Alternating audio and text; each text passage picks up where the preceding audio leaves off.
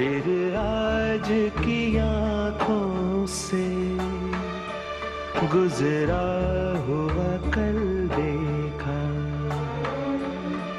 जब ताज महल देखा।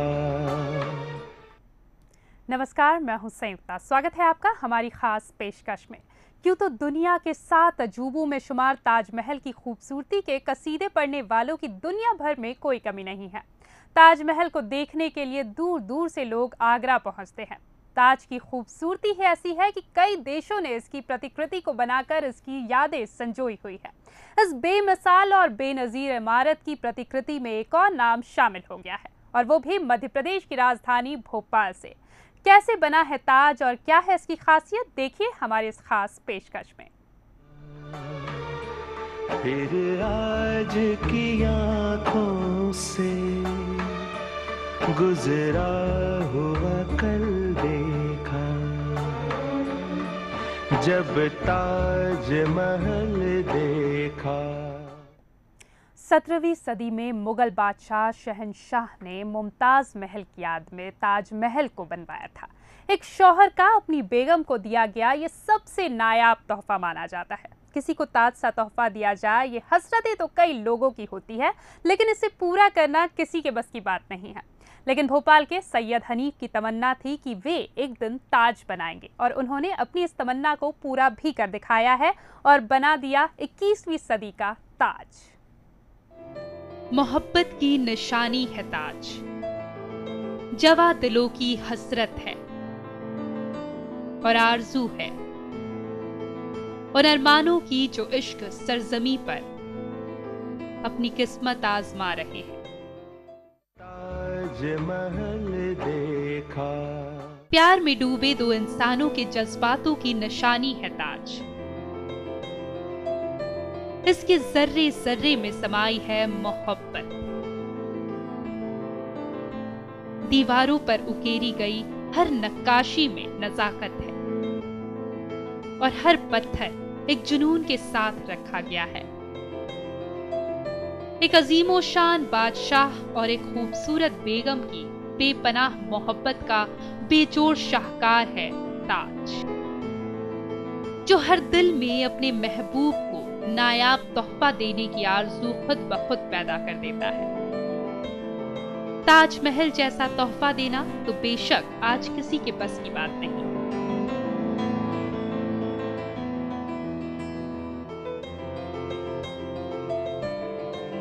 लेकिन ताज जैसा कुछ बनाने की हसरत कई दिलों में है। हर कोई बेशकीमती तोहफा अपने चहेतों को नजीर नहीं कर सकता, लेकिन जिसकी मोहब्बत बन जाती है जुनून, वो इस ख्वाब को पूरा करने में देर नहीं लगाता।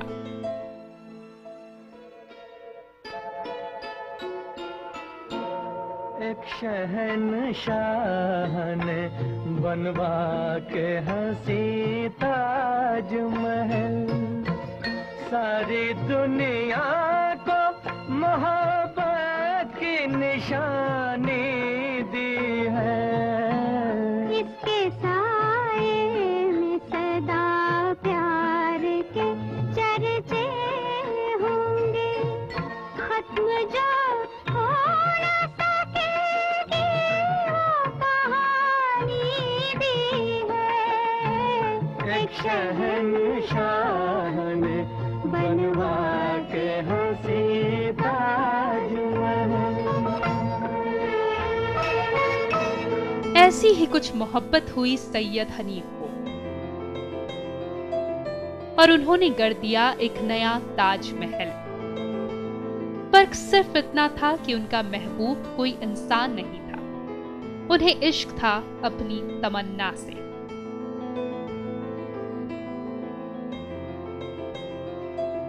तमन्ना ये कि एक दिन ताज जैसा ताज जरूर बनवाएंगे, भले ही वो उतना आलीशान ना हो जितना आगरा का ताजमहल है, लेकिन चमक फीकी नहीं होनी चाहिए। अपनी तमन्ना पूरी करने के लिए 28 साल इंतजार किया हनीफ ने, और अब आ गया है वो वक्त जब पंख लगाकर लंबी उड़ान भर रहे हैं उनके अरमान।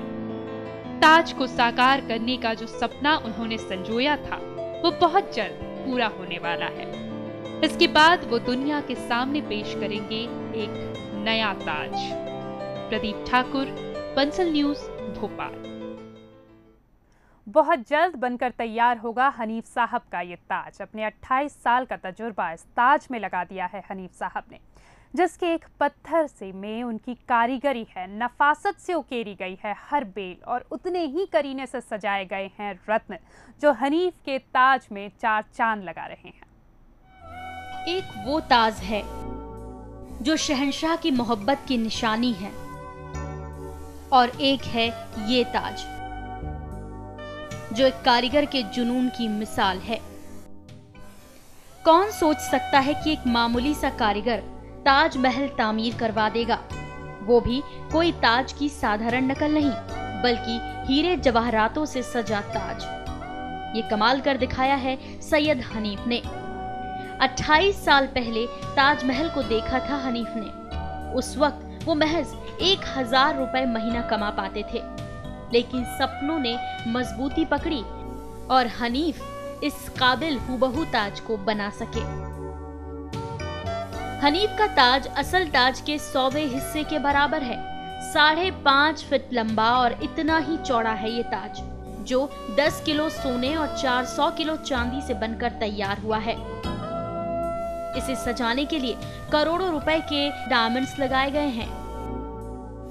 30 कारीगरों ने 16 महीनों की जी तोड़ मेहनत के बाद तामीर किया है ये बेशकीमती ताज। 100वां हिस्सा ही सही, लेकिन खूबसूरती में असल ताज से किसी मायने में कम नहीं है ये ताज, जिसे बनाना किसी चुनौती से कम नहीं था। क्या नहीं है इस ताज में?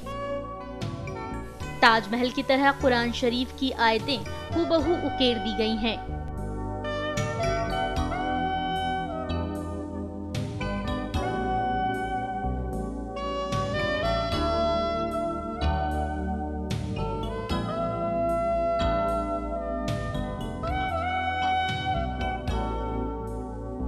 चमेली फर्श को टक्कर देती चांदी की टाइल्स भी लगी है इस छोटे ताज में। हर हिस्सा बेहद सावधानी से तैयार किया गया है, सिवाय आकार के ऐसा कुछ नहीं जो इसे असल ताज से कमतर साबित कर सके। न खूबसूरती में कमी, न शान में, और न ही चमक दमक में पीछे है ये ताज। जाहिर है जब महल शानदार है तो इसका चबूतरा भी साधारण नहीं होना चाहिए। लिहाजा ताज का स्टैंड भी खास तौर से गुजरात से डिजाइन करवाया गया है। शीशम की लकड़ी के खूबसूरत और मजबूत स्टैंड पर वही नक्काशी दिखाई देती है जो ताजमहल की बाहरी दीवारों पर नजर आती है। धीरे धीरे सज रहा है ये ताज। पूरी सावधानी से जोड़ा जा रहा है ताज के हिस्सों को। पूरी नफासत से लगाए जा रहे हैं हीरे और अन्य रत्न, और जैसे जैसे गढ़ता जा रहा है ये नायाब नगीना, वैसे वैसे साकार हो रहा है हनीफ भाई का सपना। मिस्टर सैयद हनीफ, जिन्होंने बरसों पहले ख्वाब देखा था जो कि अब पूरा होने वाला है, और कुछ ही दिनों में ये ताज, ये नायाब मुजस्सिमा आपकी आंखों के सामने होगा जब आप कहेंगे वाह ताज। कैमरामैन ऋषि के साथ प्रदीप ठाकुर, बंसल न्यूज, भोपाल।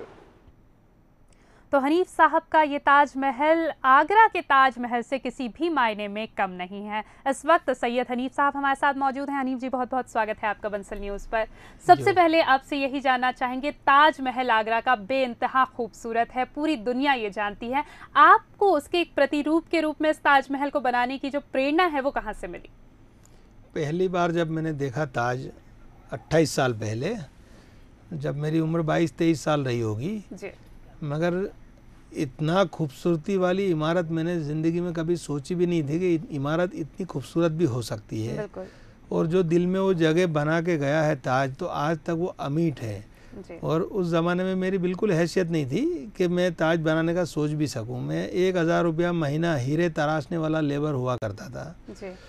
मगर जो ताज ने मेरे दिल दिमाग पे छवि छोड़ी, मैं बार बार जाता रहा ताज पे, और मेरा जीवन भी धीरे धीरे तब्दील होता गया। लेबर क्लास से मैं धीरे धीरे छोटी सी फैक्ट्री लगाई मैंने। फैक्ट्री लगाने के बाद मैंने ट्रेडिंग का काम किया, बहुत ज़्यादा मेहनत की, दिन महीने साल बीतते गए।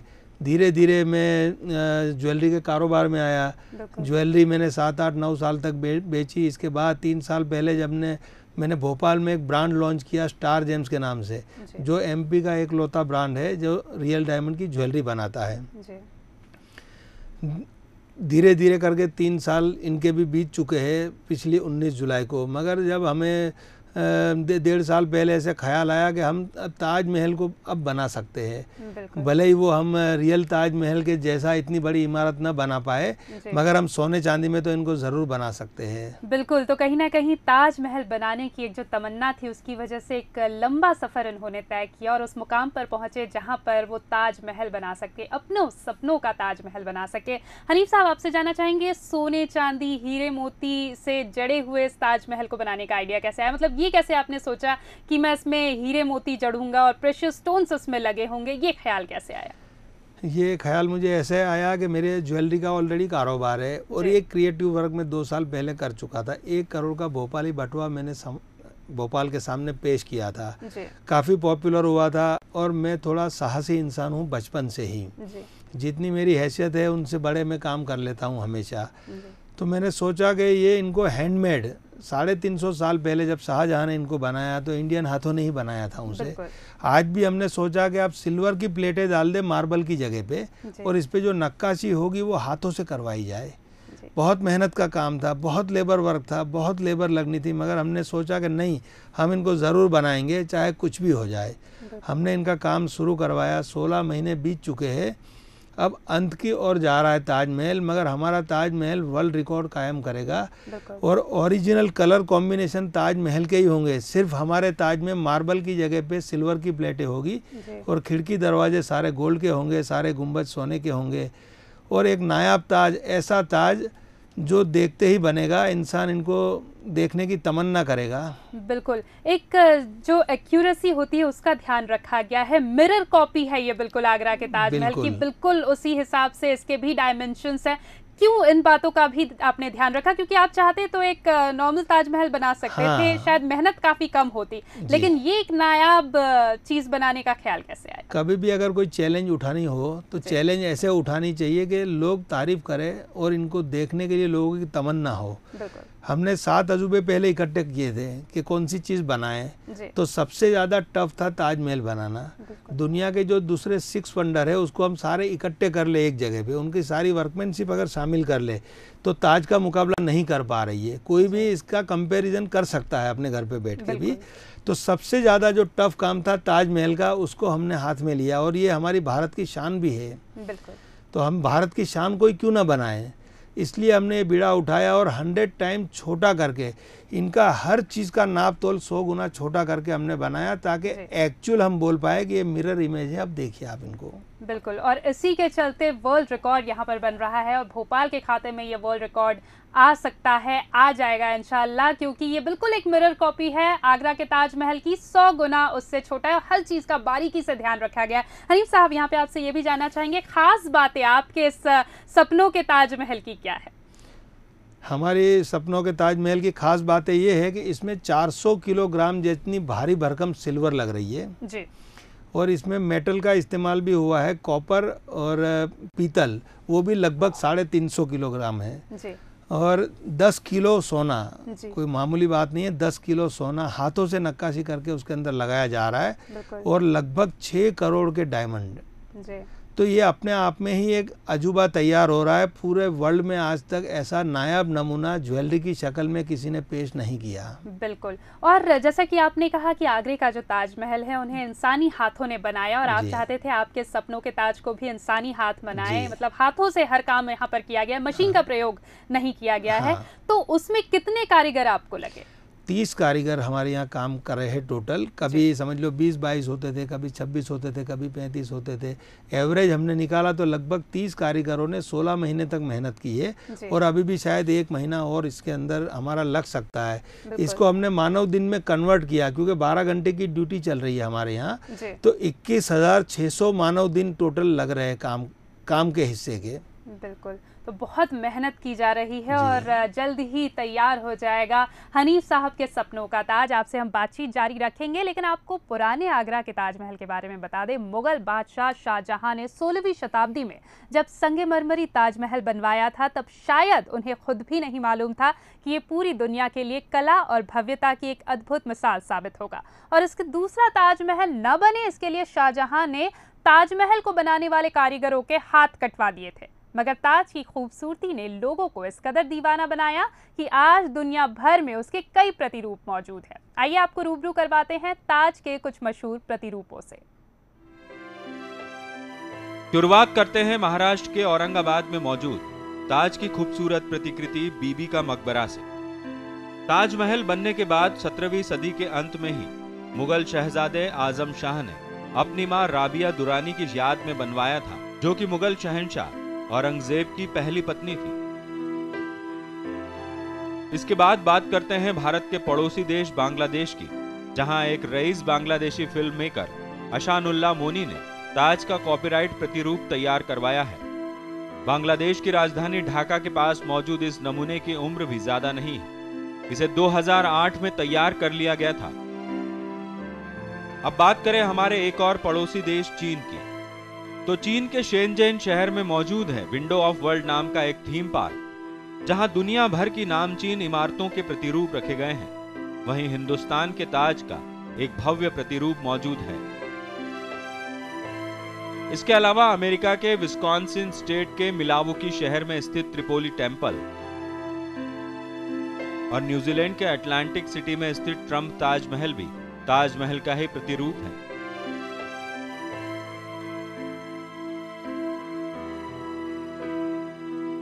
जिस तरह एक सूरज से कई तारे रोशन होते हैं, वैसे ही ताजमहल ने तमाम दुनिया में मौजूद इसके प्रतिरूपों को नूर दिया है।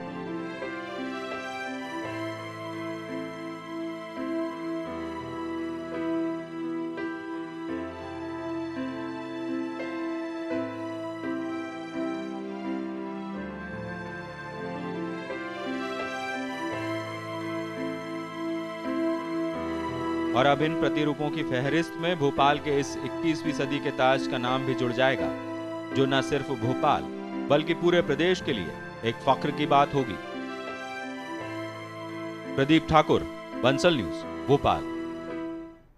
तो दुनिया भर में ताजमहल के कई प्रतिरूप हैं और अब भोपाल में भी एक प्रतिरूप बन रहा है, जिसे बना रहे हैं सैयद हनीफ साहब। हनीफ जी, आपसे जानना चाहेंगे, सपना तो आप बहुत सालों से देख रहे थे अपने सपनों का ताजमहल बनाने का, लेकिन काम इस पर कब से शुरू किया आपने? काम हमने शुरू किया 2011 में, अप्रैल महीने में जी। और टोटल 16 महीने से लगातार काम चल रहा है जी। पहले हम इनको 3 बाई 3 स्क्वायर फीट का बनाने वाले थे एक्चुअल में, मगर जब हमने एक कागज़ का नमूना पेश करवाया कारीगरों से, तो वो हम 100% नक्काशी उसके अंदर डाल नहीं पा रहे थे, और अगर डाल भी देते तो वो दिख नहीं पाती, विजिबल नहीं होती।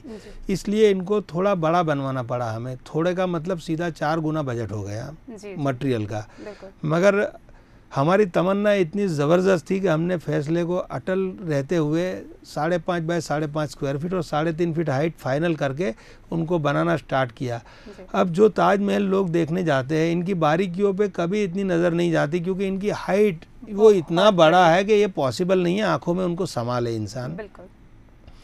ओरिजिनल ताज में जो लोग जो चीज़ें नहीं देख पाए हैं, वो हमारे ताज में बड़ी आसानी से और बड़ी खूबसूरती से देख पाएंगे। और इतना खूबसूरत हमने बनाया है कि हम ये बयान नहीं कर सकते, इनके लिए देखना ज़रूरी है। बिल्कुल। तो जैसा कि आपने बताया 16 महीनों से इस पर काम चल रहा है और ऑन एन एवरेज 30 कारीगर जो हैं लगे रहते हैं इस ताज को बनाने में। अभी तक कितना काम पूरा हो चुका है?